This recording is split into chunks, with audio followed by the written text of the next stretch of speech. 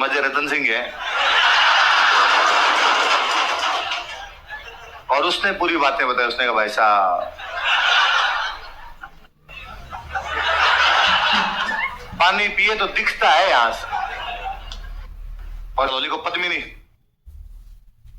रतन सिंह की रानी थी। She was queen of Ratan Singh. अब इसके लिए भी कहा जाता है कि ये सिंहल द्वीप की राजकुमारी थी। कहां की राजकुमारी थी? सिंहल मतलब वही श्रीलंका। ये सिंहल द्वीप की राजकुमारी लिखो। She was princess of Sinhal island. पिता का नाम गंधर्व सेन और माता का नाम चंपावती। माता पिता के नाम लिख लो। पिता कौन थे? गंधर्व सेन। माता कौन है? ऐसी कहानी है कि रतन सिंह जी जब अपने मेवाड़ के अंदर राज कर रहे थे, एक दिन रतन सिंह जी के पास एक तोता आया। कौन आया? और उस तोते ने आकर रतन सिंह जी यहां से 7 समंदर पार जैकलिन फर्नांडिस रहती है, वो श्रीलंका की है। कहां की है जैकलिन? कहां की है? श्रीलंका। तो कहा वो रहती है और इतनी सुंदर है, इतनी सुंदर है क्या ही बताऊं आपको, और आपको उससे ब्याह कर लेना चाहिए। और रतन सिंह जी उस तोते के पीछे पीछे चले गए। रुपए टक्के ज्यादा लेके नहीं गए थे। वहां जाते रुपए पैसे खत्म हो गए।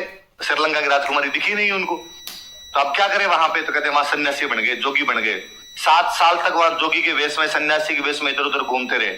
7 साल बाद एक दिन गंधर्व सेन की नजर रतन सिंह पर पड़ी और उन्होंने कहा कि यार जेंटलमैन, तुम शक्ल सूरत से तो थोड़े रॉयल फैमिली के बंदे से लगते हो, अच्छे परिवार के लगते हो, और ऐसे इस युवा अवस्था के अंदर भरी जवानी में सन्यास धारण करने का क्या कारण है तुम्हारे? और रतन सिंह ने कहा साहब मेरा सन्यास का कारण आपके महलों के अंदर मौजूद है। गंधर्व सेन को इस बात का पता चला। गंधर्व सेन बेचारा बड़ा राजी हुआ। भाई श्रीलंका के राजा की क्या औकात की मेवाड़ के राजा को मना करे। और उसने अपनी बेटी पद्मिनी की शादी किसके साथ कर दी? रतन सिंह। रतन सिंह जी हंसी खुशी अपने घर वापस लौट के आ गए। अपना हंसी खुशी पद्मिनी के साथ जीवन यापन कर रहे थे। रतन सिंह के दरबार में एक पंडित जी रहते थे, जिन पंडित जी का नाम था राघव चेतन। पंडित जी का नाम क्या था? किसके दरबार में? रतन सिंह। विद्वान व्यक्ति थे। कहते एक दिन इन्होंने रानी पद्मिनी को देख लिया और देखते पंडित जी नीचे गिर गए।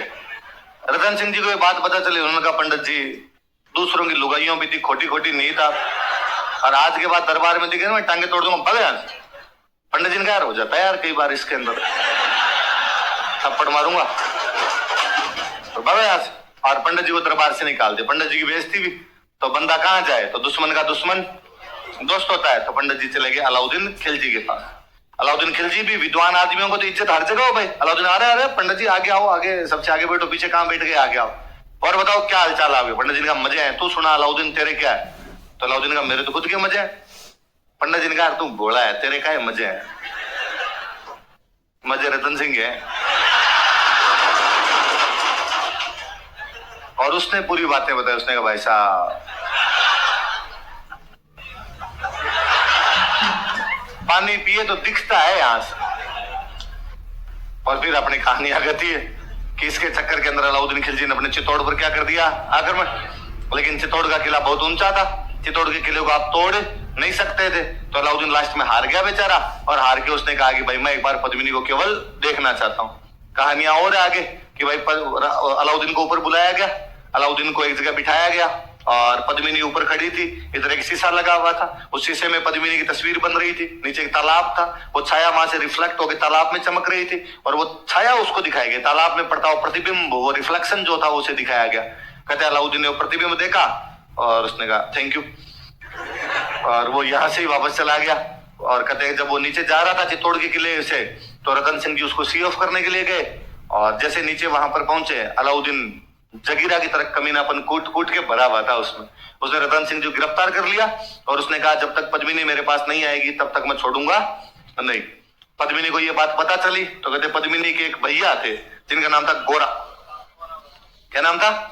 और एक भतीजे थे जिनका नाम था बादल। भैया का नाम तो क्या था? गोरा, और भतीजे का नाम बादल। तो उन्होंने अपने भाई, और ये दोनों आपस में भी चाचा भतीजा थे, इनको बुलाया, इनको बुला के कहा कि भाई अब राखी के बंधन के फर्ज को निभाने का समय आ चुका है और हमें क्या करना चाहिए। तीनों ने मिलकर प्लानिंग की। कहते पद्मिनी जितनी सुंदर थे उतने बुद्धिमान हुआ करते।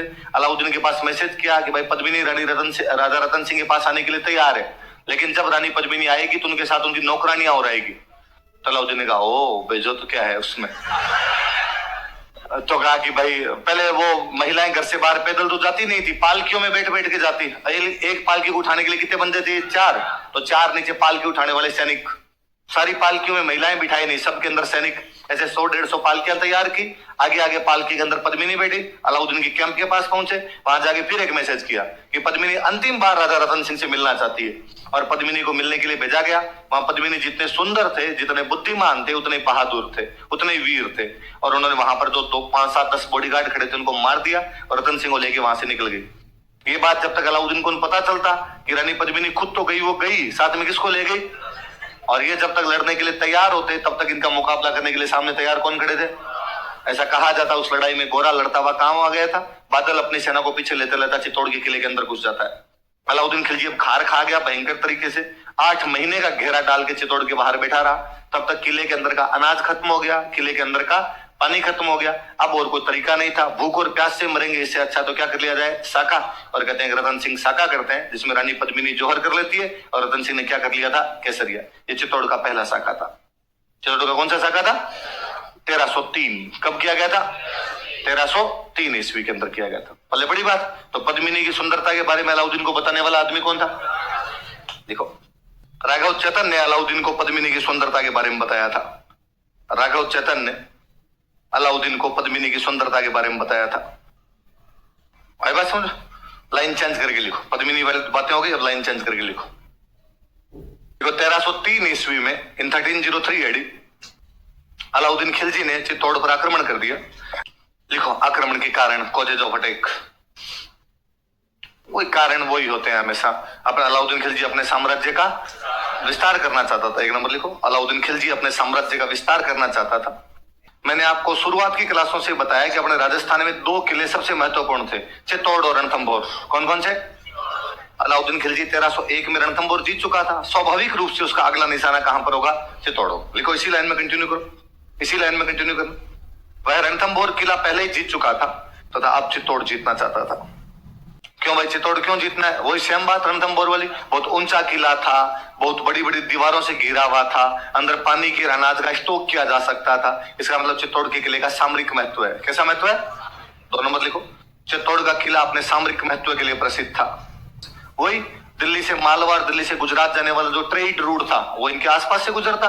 तो इन पे यदि कंट्रोल कर लोगे तो इस रूट पे भी क्या कर लोगे, कंट्रोल कर लोगे। लिखो, चित्तौड़ किला दिल्ली से मालवा तथा गुजरात के व्यापारिक मार्गों पर स्थित था। एक और बड़ी जोरदार चीज देखो, दिल्ली से गुजरात जाओगे तो आपको राजस्थान के अंदर से होकर जाना पड़ेगा। अलाउद्दीन खिलजी जब गुजरात पर अटैक करने के लिए जा रहा था तब अपने यहाँ पे चित्तौड़ में राजा हुआ करते समर सिंह। चित्तौड़ में राजा कौन थे, रतन सिंह के पिताजी। रतन सिंह से ठीक पहले अपने राजा कौन थे, समर सिंह। ये समर सिंह वही है जिनको रणथंभौर वाला हमीर हरा के जाता है। हमने पढ़ा था, रणथंभौर के हमीर ने मेवाड़ के समर सिंह, आबू के प्रताप सिंह, धार के भोज परमार सेकंड और भीमरस के अर्जुन को राय पढ़ा था। ये समर सिंह वही है, हमीर जिनको हरा के गया था, पर शक्तिशाली आदमी थे। ठीक है, हमीर से लड़ाई हुई, उसमें हार गए होंगे। अलाउद्दीन खिलजी जब गुजरात जा रहा था तो आपको गुजरात जाना तो मेवाड़ के अंदर से होके जाना पड़ेगा।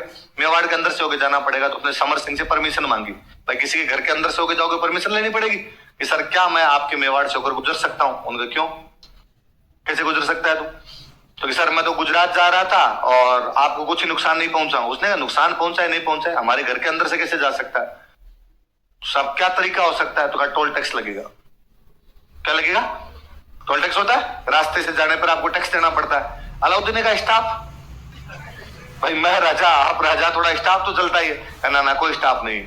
अलाउद्दीन ने कहा तुम मेरे से टैक्स ले तो रहे हो पर आते टाइम मैं तुम्हें मारूंगा, तब का तब देखेंगे, एक बार टैक्स दे के जाओ। तो जब ये यहां से जा रहे थे तब समर सिंह ने क्या ले लिया था, अगला कारण लिखो, गुजरात आक्रमण के दौरान ड्यूरिंग गुजरात अटैक समर सिंह ने अलाउद्दीन खिलजी से कर वसूला था। अलाउद्दीन खिलजी से क्या वसूल कर लिया था, टैक्स वसूल कर लिया था। अब बेचारा अलाउद्दीन तो इस बात को भूल भाल जाता है, यार दे दिया तो दे दिया, क्या फर्क पड़ता है, अब होगी तो होगी बात, पर जनता जीने नहीं देती। अलाउद्दीन तो बेचारा चुपचाप गुजरात को जीत के लूट के धन धुन बांट बूंट के अपना यहां से वापस चला गया दिल्ली, और इस बात को भूल गया कि ठीक है यार जो हुआ हुआ, बाद का बाद में देखेंगे कोई। लेकिन अब दिल्ली में अलाउद्दीन कभी अपने दरबार में, भरे दरबार के अंदर बोले कि मैं हिंदुस्तान का सुल्तान हूं और हिंदुस्तान के सारे राजा मेरे से डरते हैं, मैं जाता हूं लोगों की गिग्गी बन जाती। तो आगे जो 2-4 मंत्री बैठे रहते वो एक दूसरे की कोड़ियां मार मार के हंसते, देख कैसी कैसी बातें कर रहा है।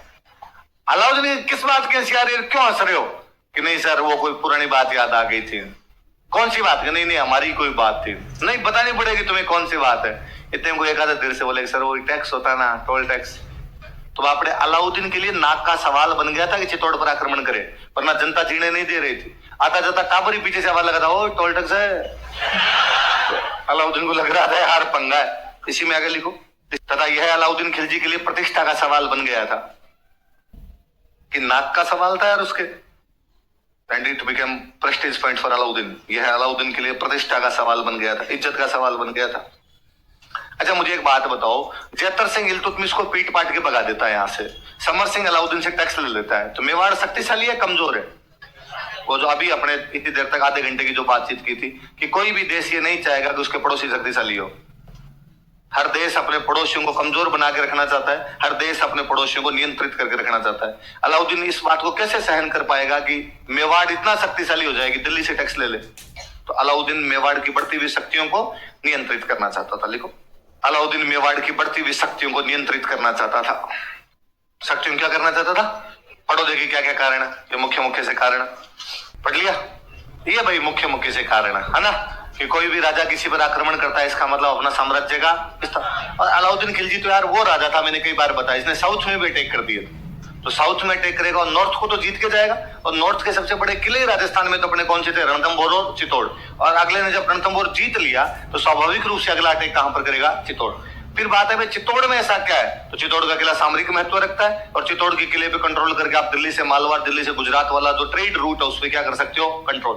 फिर दो बात, समर सिंह टैक्स ले लेता है, जैतर सिंह इल्तुतमिश को हरा के भगाता है, इसका मतलब चित्तौड़ की शक्तियां बढ़ रही है। तो कोई आदमी कभी नहीं चाहेगा कि पड़ोसी शक्तिशाली हो जाए। आई बात समझ में? मुख्य मुख्य कारण तो ये है।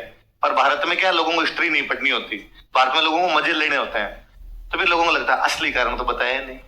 जैसे ये अभी कह रहे हैं सर पद्मिनी क्यों नहीं आई, लिख छठा कारण लिख, पद्मिनी की सुंदरता, वरना तेरा पेड़ दुखेगा शाम को। पद्मिनी की सुंदरता, ब्यूटी ऑफ पद्मिनी।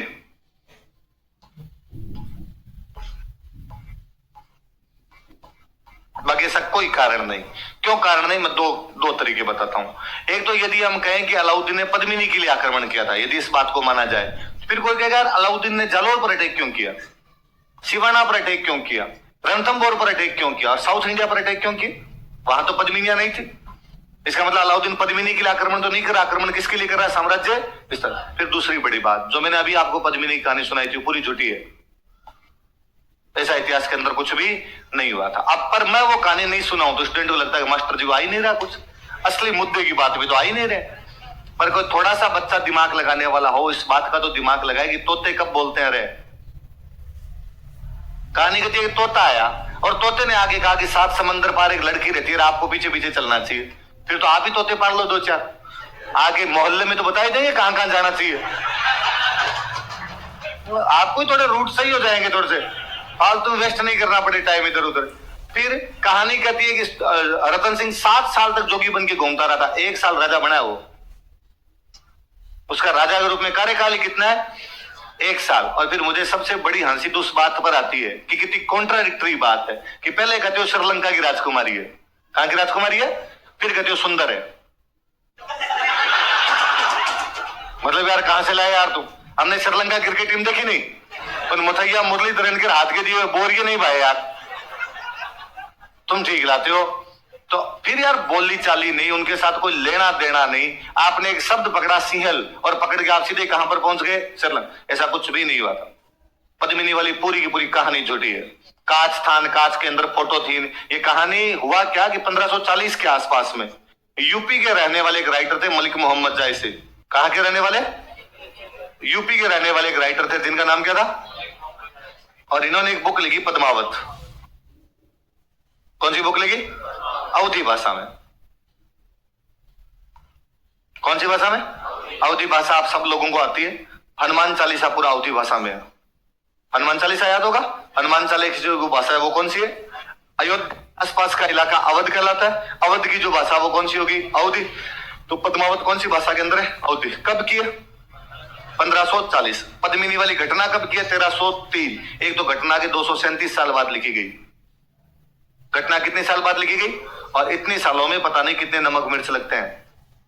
इतने सालों में कहानियों के रूप चेंज हो जाते हैं। फिर सबसे बड़ी बात, मलिक मोहम्मद जायसी इतिहास नहीं है, मलिक मोहम्मद जायसी कवि है और कवि कल्पनाएं करता है और कवि कल्पनाओं में कुछ सकता है। हम पढ़ते हैं बाकायदा, जहां ना पहुंचे रवि। तो यदि किसी कवि ने कविता के अंदर लिख रखा है कि लड़की की चाल हिरणी जैसी है, तो लड़की हिरणी की तरह थोड़ी चलती है। कुलांचे मार मार के कौन कौन लड़कियां चलती है, पर कवि की कल्पना और अपने उसके अंदर भी राजी होते हैं। बस इतना ही है और इसका कुछ ही मतलब नहीं है। तो पद्मिनी वाला पूरा प्लॉट ही झूठा है। पद्मिनी से इस प्रकार की जो भी संबंधित बातें हैं वो केवल मलिक मोहम्मद जायसी की इस घटना के बाद में शुरू हुई। और वैसे भी कोई घटना किसी घटना के जितने दिन बाद में जाएगी उसके अंदर उतनी चीजें जुड़ती चली जाएगी। आपको पद्मिनी वाली कहानी सुनाई, मैंने आपको ये कहा भाई पद्मिनी सुंदर थी, उसके यहाँ से पानी दिखता था, ये बात बताई। आप घर पे जाके जब अपने रूममेट को सुनाते हो तो मेरे से दो लगा के सुनाते हो, दो नमक मिर्च अपनी तरफ से लगाते हो, आप कहते हो भाई साहब हो पूछ मत तू। अरे मैं बता ही नहीं सकता, वर्णन नहीं कर सकता, मैंने ऐसी कोई बातें नहीं बताई, पर आप बता दोगे। आपका फ्रेंड आगे जाके और अपने तरफ से इस्तेमाल करता होगा, भाई साहब इससे पहले ना तो कभी ऐसी सुंदरी हुई थी ना कभी ऐसी होगी। अच्छा, सबसे बड़ी बात है हमारे इतिहासकारों ने पद्मावत के अलावा बाकी किसी सोर्स को चेक भी नहीं किया। हमारे यदि सोर्स को थोड़े बहुत भी चेक कर लिए जाते तो कहानी थोड़ी बहुत फिर भी ढंग की हो जाती। हमारे राजस्थान के सोर्स ये कहते हैं कि पद्मिनी पुगल की राजकुमारी थी। कहां की राजकुमारी थी? बीकानेर के अंदर एक जगह पड़ती है पुगल, कि वो पुगल की राजकुमारी थी। ये पुगल शब्द पद्मावत के अंदर आते आते उसने बना दिया सिंगल। अब पुगल पुगल पुगल करते करते वहां तक उसके बाद सिंगल पहुंचा होगा यार कोई, और उसने सिंगल को अपने इतिहासकारों ने बना लिया सिंहल। आज उसने बेचारे ने ऐसा कुछ नहीं लिखा कि श्रीलंका की थी, अपने वालों का सिंगल लिखा है, इसका मतलब क्या होगा सिंहल, और सिंहल है इसका मतलब क्या होगा सब। बाकी पुगल के लिए अपने राजस्थान के सोर्स खूब सारे कहते हैं कि पद्मिनी पुगल की राजकुमारी हुआ करती। अपने खूब सारे दोहे हैं कि पुगल गडरी पद्मणी तू रानी सिरमोड़, जैसलमेर जलम लियोन परणी गढ़ चित्तौड़, कि ये पुगल की पद्मिनी तू सभी रानियों में सिरमौर है, जैसलमेर रियासत में तेरा जन्म हुआ और चित्तौड़ रियासत में तेरी शादी हुई। तब पुगल जैसलमेर रियासत के अंतर्गत आया करता था। जैसलमेर के राजा का एक भाई था पुण्यपाल सिंह भाटी, वो पुगल जाके माइग्रेट हो गया था, उसकी बेटी थी पद्मिनी। आज भी पश्चिमी राजस्थान के अंदर यदि कोई लड़का ज्यादा नखरे करे, वैसे शादी नहीं करूंगा, लंबी नहीं है पतली नहीं, तो घर वाले कह देते हैं क्या ठीक है देख लेंगे कौन से पुगल की पद्मिनी आएगी। आज भी पद्मनियों को तो कहां की माना जाता है? पुगल की माना जाता है। तो कहानी फिर भी थोड़ी बहुत सच्ची लगती है। अब तो मैंने जो भी पूरी कहानी सुनाई थी पूरी पूरी झूठी है, ऐसा बीच के अंदर कुछ भी नहीं हुआ था। इसलिए ये कारण लिखो तो सबसे लास्ट में लिखना, नहीं भी लिखोगे तो भी चलेगा। ऐसा अलाउद्दीन खिलजी के आक्रमण के पीछे कोई भी कारण नहीं था, पर फिर भी आपका जीव मुझे पता मानेगा नहीं, तो लास्ट में अटका देना कि रानी पद्मिनी की सुंदरता। पर स्टूडेंट ये नहीं करता। स्टूडेंट क्या करता है? क्वेश्चन आता है अलाउद्दीन खिलजी के 1303 के चित्तौड़ आक्रमण के कारण बताइए, स्टूडेंट ब्लैंक हो जाता है, बाकी वाले कारण उसकी याद ही नहीं आते, उसके एक ही याद रहती। और फिर वो लिखते हैं रतन सिंह की रानी पद्मिनी अत्यधिक सुंदर राजकुमारी थी, अत्यधिक सुंदर रानी थी, और सुंदर रानियों के लिए तो अटैक किया ही जा सकता है, इसलिए अलाउद्दीन ने अटैक कर दिया था। तो बात को भगवान जाने कहां की कहां घुमा के लेके जाता है। लाइन छोड़ के नीचे लिखो, कारण हो गए लाइन छोड़ के लिखना। 1303 ईस्वी में 1303 एडी चित्तौड़ का पहला साका हुआ, फर्स्ट साका ऑफ चित्तौड़ वो छापन। रानी पद्मिनी ने 1600 अन्य महिलाओं के साथ जौहर किया। रतन सिंह के नेतृत्व में केसरिया किया गया। रतन सिंह के सेनापति लिखो गोरा और बादल। रतन सिंह के सेनापति। वास्तव में अलाउद्दीन घेरा डालता है, घेरा डालने के बाद चित्तौड़ वाले अपना किला बंद करके अंदर बैठ जाते हैं। 8 महीने की घेरे के बाद अंदर का पानी और जो अनाज था वो क्या हो जाता है? समाप्त हो जाता है। तो साका करते हैं, पद्मिनी जौहर कर लेती है, गोरा बदल रतन सिंह ये साके के अंदर लड़ते हुए मारे जाते हैं। अलाउद्दीन यहाँ पर कब्जा कर लेता है, और अलाउद्दीन तो गुस्से में था, 8 महीने तक बाहर बैठा रहा वो, अंदर गुस्से में था। जैसे वो अंदर घुसा, अंदर किले में निर्दोष पब्लिक बैठी थी। चित्तौड़ का किला बड़ा विशाल काय किला है, कहते चित्तौड़ के किले में 30,000 लोग अंदर रखे जा सकते थे। कितने लोग रखे जा सकते थे? अब वो अंदर घुसा, उसके बहुत नुकसान हुआ। चित्तौड़ की मुट्ठी भर सैनिकों ने अलाउद्दीन की आधी से ज्यादा सेना काट के रख दी थी, और उसे गुस्सा आया कि यार एक तो 8 महीने से बाहर बिठा रखा था, और बाद में अपने अंदर आने के लिए भी इतना युद्ध करना पड़ा, इतने सारे सैनिक मरवाने पड़ गए। उन्हें चित्तौड़ में जो भी निर्दोष पब्लिक बैठी थी उन सबको मार दिया। उन्हें 30,000 लोग कटवाए थे। आप कितने लोग कटवाए थे? और बाकायदा यूं गर्दने काट काट के मीनारे बनवाई थी आप, और किताबों में लिखवाया है साहब हमने कितने लोग काटे यहाँ पर आके, 30,000 लोग। तो लिखो अलाउद्दीन ने चित्तौड़ पर अधिकार कर लिया तथा यहाँ 30,000 लोगों का कत्लेआम करवाया, एंड मैसेकर्ड 30,000 पीपल हियर, तथा यहाँ 30,000 लोगों का कत्लेआम करवाया। हम पढ़ते हैं कि जैसे उसने रणथंभौर उलूग खान को दे दिया था, सिवाना उसने किसको दे दिया था? कमालुद्दीन गुर्ग। वो चित्तौड़ अपने बेटे को देता है, खिजर खान। किसको देता? ये भी बताता अपने आप में कि चित्तौड़ की इंपॉर्टेंस ज्यादा है, तो उसने चित्तौड़ किसको दे दिया? अपने बेटे खिजर खान को दे दिया। लिख लो, उसने चित्तौड़ अपने बेटे खिजर खान को सौंप दिया, तथा चित्तौड़ का नाम बदलकर खिजराबाद रख दिया। तथा चित्तौड़ का नाम बदलकर खिजराबाद रख दिया। चित्तौड़ के किले में एक दरगाह बनी हुई थी, धाईबी पीर की दरगाह। कौन सी दरगाह? पीर, पीर तो समझते हो, हिंदुओं में जो देवता, मुसलमानों में वही क्या हो जाता है? पीर। तो कोई पीर बाबा थे और उन पीर बाबा की दरगाह बनी हुई थी चित्तौड़ के किले के अंदर। ये जो धाईबी पीर वाली दरगाह है, इस दरगाह का हमें एक अभिलेख मिलता है। दरगाह क्या मिलता है? उस अभिलेख में चित्तौड़ का नाम खिजराबाद है। तो कोई अपने से पूछे कि भाई चित्तौड़ का नाम खिजराबाद आपको कौन से अभिलेख में क्या मिलता है? तो कौन से अभिलेख में? धाईबी पीर की दरगाह। कब का अभिलेख है? 1300 सन पे ध्यान देना थोड़ा। कब का? इसका मतलब 1325 तक तो इसका नाम क्या मिल रहा है अपने को? खिजराबाद। क्यों? कब्जा तो कब कर लिया उन्होंने? 1303, पर 1325 तक इसको क्या बोल रहे थे? खिजराबाद। लिखो, धाईबी पीर की दरगाह के अभिलेख में, धाईबी पीर की दरगाह के अभिलेख में कोष्टक में लिखना 1325 ईस्वी। धाईबी पीर की दरगाह के अभिलेख में, इन इंस्क्रिप्शन ऑफ दरगाह ऑफ धाईबी पीर, चित्तौड़ का नाम खिजराबाद दिया गया है। इस लाइन को बॉक्स में बंद करो ताकि अलग से दिखे आपको। चित्तौड़ का नाम क्या दिया गया? खिजराबाद। खिजराबाद नाम क्यों है? अब खिजर खान जब यहां पे था तो चित्तौड़ के किले के पास एक नदी निकलती है, गंभीरी। कौन सी नदी है? तो उसने गंभीरी नदी पर पुल बनवाया था। लिख लो, खिजर खान ने गंभीरी नदी पर पुल का निर्माण करवाया। Khizar Khan built a bridge over river Gambhiri. Khizar Khan ने गंभीरी नदी पर पुल का निर्माण करवाया।